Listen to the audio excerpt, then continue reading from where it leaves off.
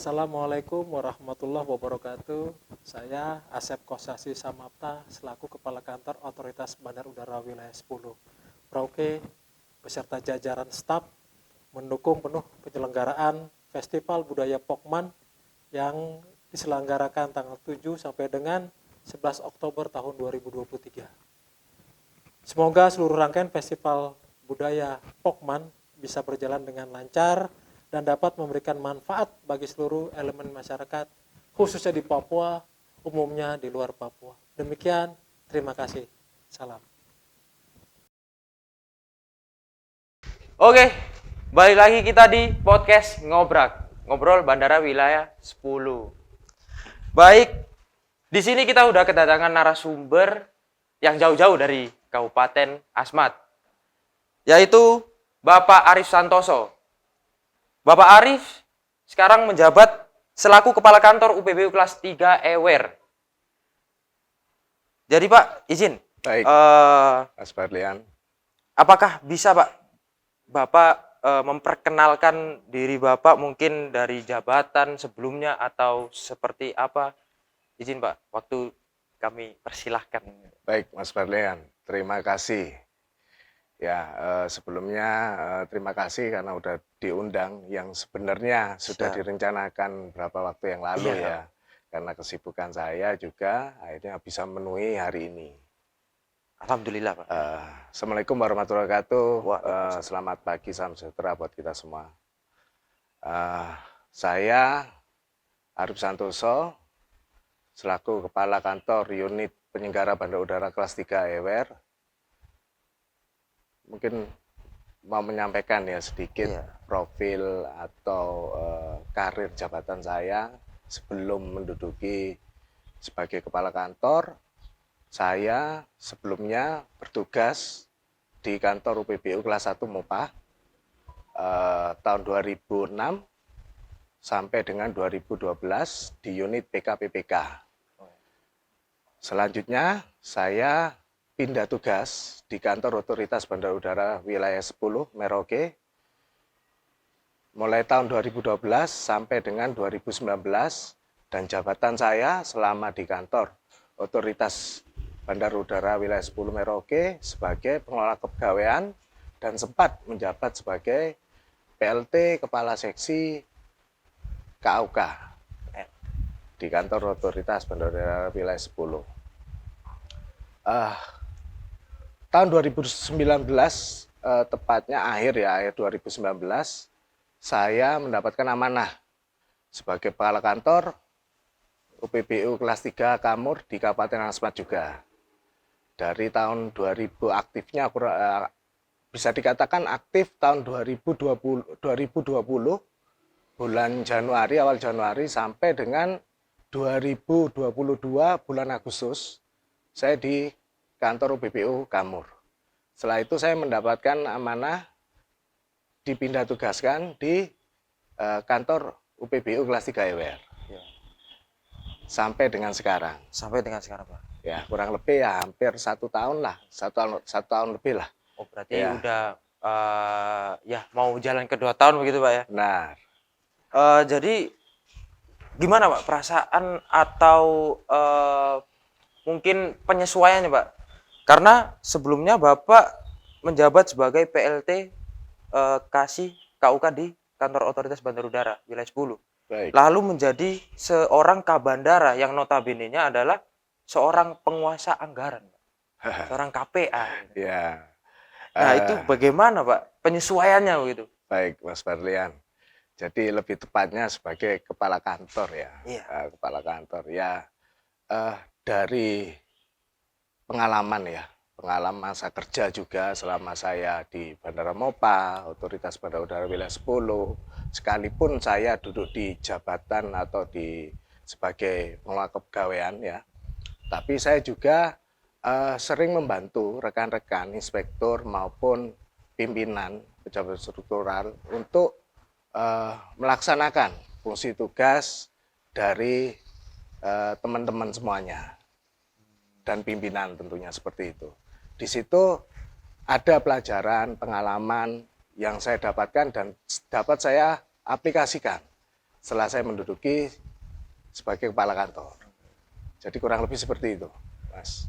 Berarti memang sebelum menjadi seorang kepala kantor UPBU itu berarti sebelumnya udah punya pengalaman-pengalaman yang ibaratnya itu belajar dari membantu orang ya. Jadi membantu pegawai lain, membantu pimpinan, akhirnya kita mendapatkan ilmunya untuk Benar. mungkin kedepannya bisa digunakan, begitu Pak ya? Benar, kurang lebih seperti Oke. itu Mas Barlian.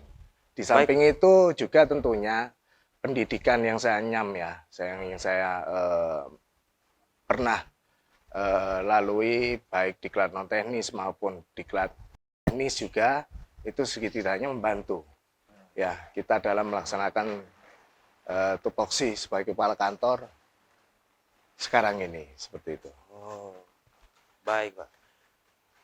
Kita berbicara sedikit lah Pak terkait dengan UPBU kelas 3 EWER. Kita Baik. langsung ke bandaranya Pak. Ya, Jadi bisa diceritakan sedikit ya, mungkin untuk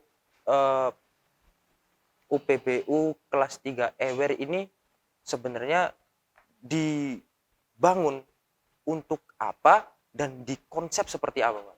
baik. Ya, Mas Barlian. Jadi kantor UPBU kelas 3 EWER itu adalah UPT, unit pelaksana teknis di daerah di bawah naungan Direktorat Jenderal Perhubungan Udara, Kementerian Perhubungan,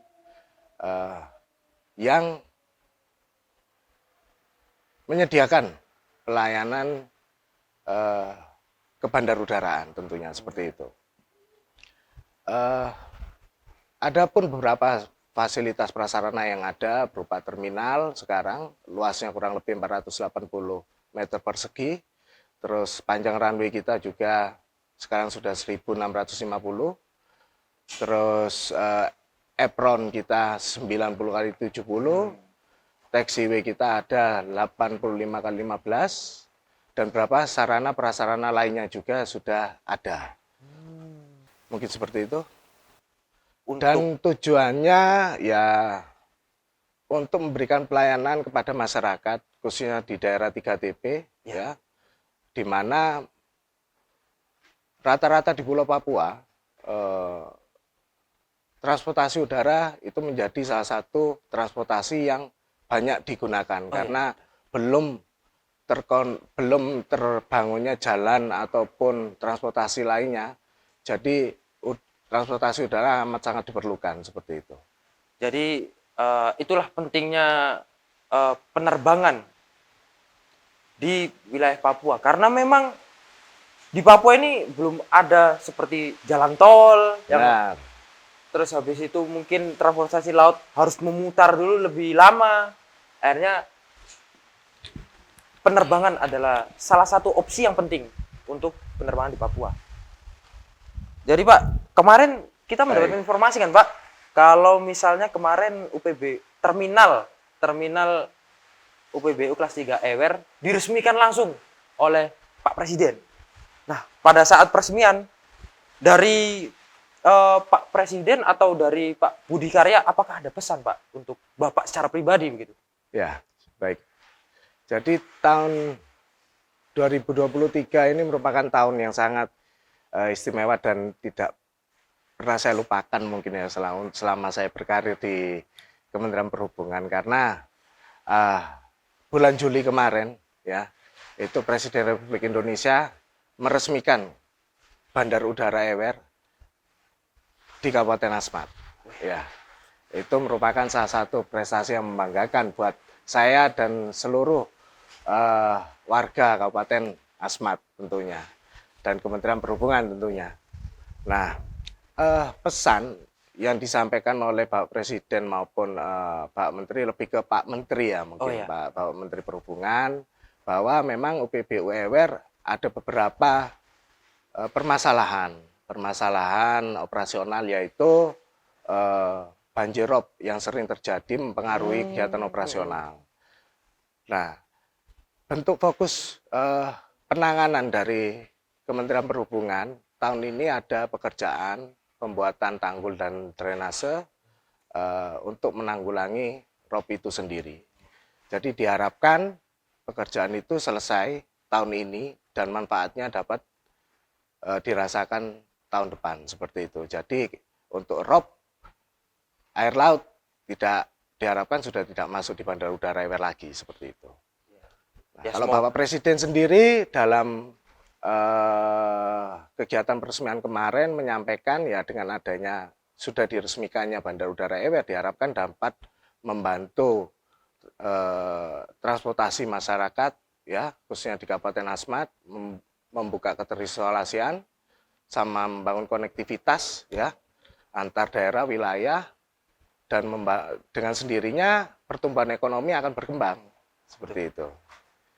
Jadi dari Pemda maupun dari UPBU sudah menindaklanjuti pesan dari Pak Budi Karya selaku Menteri Perhubungan dan juga Pak Presiden untuk kedepannya UPBU kelas 3 EWR ini bisa memaksimalkan pelayanannya kepada masyarakat, begitu Pak ya?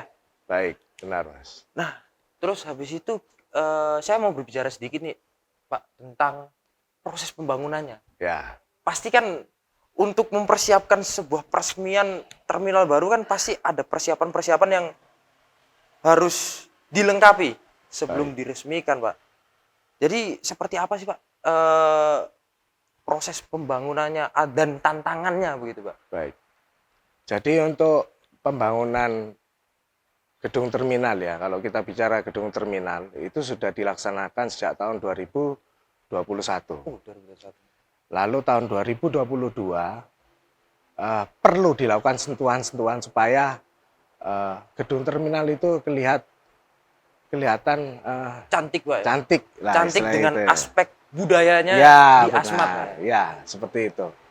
Jadi Kementerian Perhubungan melakukan perombakan kecil lah untuk membuat cantik bandara gedung terminal tersebut dengan istilah yang biasa disebut sekarang beautifikasi. Beautifikasi. Ya, dengan menampilkan etnik atau kearifan lokal di sana, yaitu rumah Jaw atau rumah bujang, ya. Ya. Strukturnya kurang lebih konsepnya seperti itu dan ada ukir-ukiran ya khas Asmat dan ada perahu yang merupakan simbol kehidupan dan kematian ya. Ya. Perahu tersebut simbol kehidupan kematian warga suku Asmat seperti itu dan banyak lain-lainnya tentunya yang kami munculkan di dalam beautifikasi gedung terminal tersebut.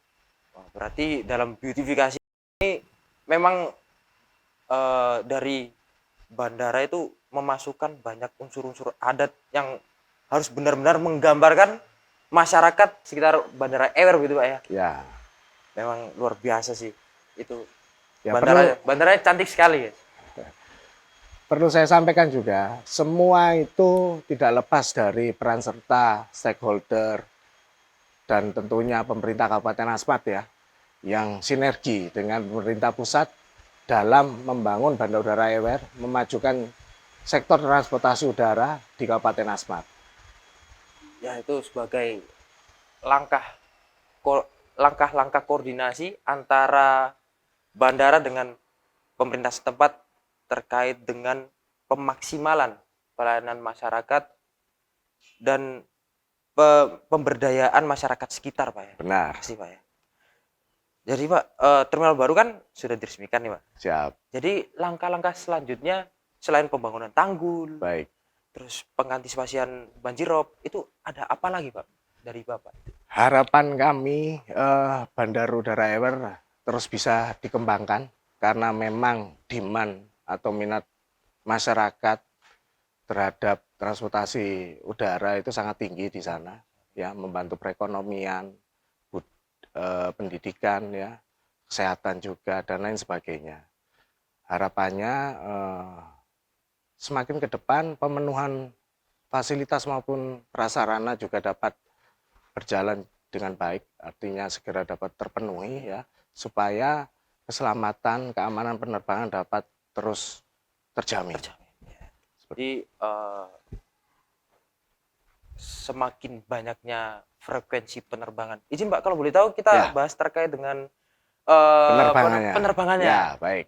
Kalau misalnya penerbangannya ini dari mana ke mana dan juga frekuensinya, Pak. Frekuensi misal apa traffic penumpangnya per hari berapa, Baik. traffic kargonya berapa. Mungkin bisa dijelaskan lebih detail dari itu. Baik. Bandara Udara Air sekarang dilayani pesawat sejenis ATR ya. 72 seri 600 yang terbesar ya. Dan ada beberapa pesawat lainnya sejenis karavan, kadang Twin Otter juga, Porter atau Pilatus juga biasa beroperasi. Tapi yang sekarang beroperasi untuk rute Timika EWRPP itu dilayani maskapai Wings Air ya, sudah berjadwal. Harinya hari Senin, Rabu, Jumat dan Minggu atau 4 kali dalam seminggu. Ya. ATR 72 seri 600. Terus lainnya ada penerbangan dari Merauke. Merauke menggunakan maskapai Trigana Air. Itu menggunakan ATR 72 seri 400 ya, kadang menggunakan pesawat Donair juga. Itu 1 kali 2 kali seminggu. Harinya hari Selasa dan Jumat. Itu masih ada kerjasama dengan Pemda ya. Jadi sekarang statusnya masih charter flight, tapi sudah terjadwal di hari Selasa dan Jumat. Terus ada penerbangan perintis Korwil Merauke dari Kamur ke Ewer, itu 1 minggu 3 kali, hari Senin, Rabu, dan Jumat. Terus ada pesawat Susi Air juga berjadwal, itu 1 minggu 3 kali dari Merauke langsung ke Ewer, itu hari Senin, Rabu, dan Jumat. Jadi lumayan cukup banyak pergerakan pesawat sudah di Bandara Ewer. Kalau perkiraan dari akumulatif semua penerbangan untuk traffic penumpangnya yang datang pergi ini berapa Pak per harinya? Per hari. Kalau misalnya operasional Pak ya? Operasional. Iya. Karena memang jadwal pesawatnya tidak harinya bersamaan. berbeda-beda. Gitu. Jadi mungkin kalau dalam 1 tahun masih di atas 5.000 penumpang. Luar biasa. Ya, seperti itu. Datang dan berangkat tentunya. Oke, baik Pak. Saya mendapatkan informasi juga nih Pak. Kalau misalnya di Ewer akan diadakan Festival Budaya Pokman. Ya. Nah, Festival Budaya Pokman ini apa sih Pak? Dan mungkin saya pun melihat atau mendengar Pokman ini kayak masih asing. Nah, itu mungkin dari bahasa serapan dari budaya dialek lokal atau seperti apa? Dan kapan Pak dilaksanakannya Pak? Ya. Jadi festival budaya atau festival Asmat Pokman. Oh, Asmat Pokman itu biasa diselenggarakan setiap bulan Oktober. Ya. Kalau tanggalnya menyesuaikan tapi biasanya awal-awal bulan. Nah, untuk tahun 2023 ini itu festival Pokman, Asmat Pokman akan diselenggarakan di tanggal 7 sampai tanggal 11. Rencananya seperti itu. Nah, festival budaya atau festival Asmat Pokman sebenarnya dulunya dikenal Festival Budaya Asmat. Tapi sejak tahun 2019 kalau tidak salah itu berganti nama atau istilahnya Festival Asmat Pokman. Ya, Pokman sendiri sebenarnya diambil dari bahasa suku atau rumpun Bismam, ya, yang artinya hasil karya atau hasil ukiran biasanya, ukiran ya banyak sih, ukiran, anyaman maupun kegiatan kehidupan yang perahu itu biasa dilombakan juga perahu itu yang ditampilkan di dalam festival tersebut.